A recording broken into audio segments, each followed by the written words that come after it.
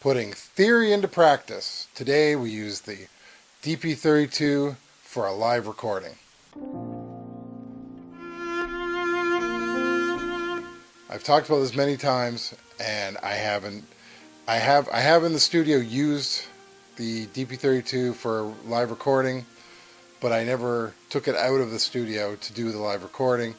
And a couple days ago I got the chance, and I'm now sharing this with you. So now my whole plan was to videotape doing it, but it was really difficult because there was everybody there, so I really couldn't put up the camera, start recording, talk to the camera. I still find it embarrassing to talk to a camera when there's other people around, so I don't do it. And so I ended up taking a picture of what I did afterwards. So we're gonna switch over to the picture, and we're gonna talk about it here. Let's start with, let me just move the keyboard out of the way. All right, so now what I did was I used 5 channels on the mixer. The first channel is for the vocals. The second channel is the piano. Third is cello. Fourth is a condenser microphone that was behind me to pick up ambience. And the fifth one was a condenser microphone all the way on the other side to pick up ambience. Now, I did this because the church it just has this resonance to it when you sing, when you play. It's nice. So I wanted to pick that up. Now, granted, I also picked up people talking. So, but other than that, it worked out well, and now I have a whole bunch of applause tracks that I can use for other stuff as well, because I know I recorded people's applause, so it's all in there. So that's number one. So if you're not using all the channels, such as I'm not here, I do suggest putting at least one ambient microphone up just to pick up the sound outside of what's being played. Now, I use the fine microphone for the vocals. That's what's sitting here, and then I have XLRs for everything else. And both, I had phantom power on both because all 4 of these were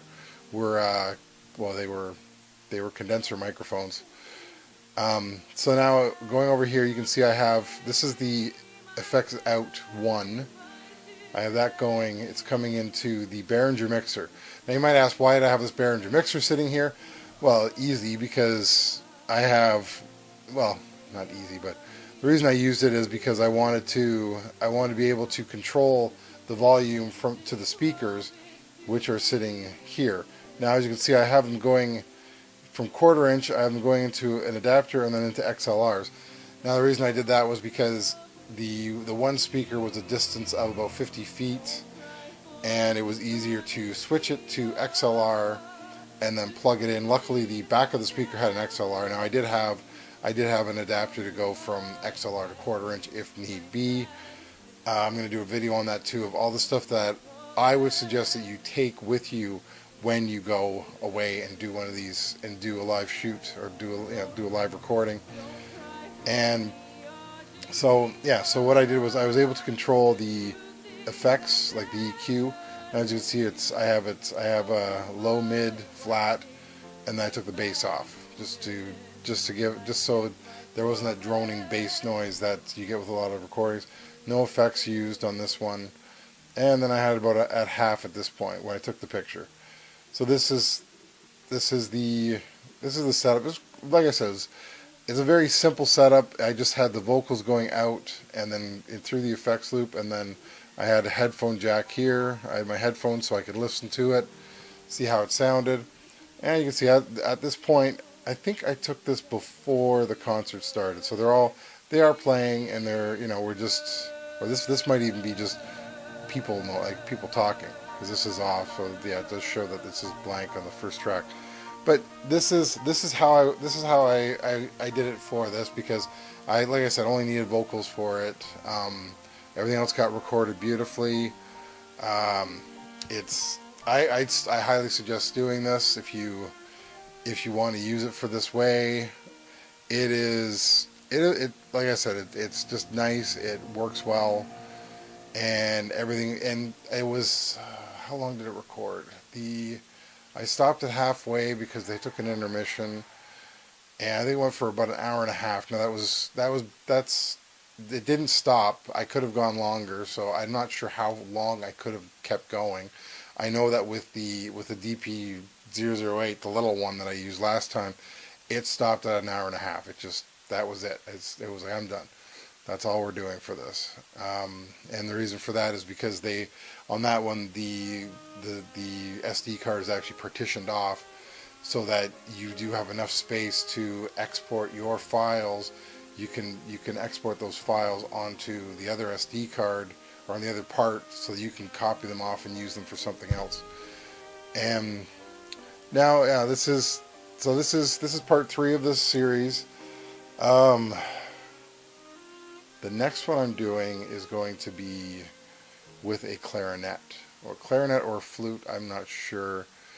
I'm prepared for both. I don't really know what kind of mic to use for that. I'm probably going to use the drum overhead mics for that because I just think it would sound better, and it would just be, yeah, I think it would just be a better sound. But we will see. Once again, thanks for watching. Like and subscribe. And yeah, I will get back into the My Song Challenge. Like I said, it's been a crazy month, and last month was a crazy month. I even bought a green screen today so that I could do some crazy backgrounds with me in front of it instead of this stuff that you always see. So I want to try that out. That's it. Talk to you later. Bye.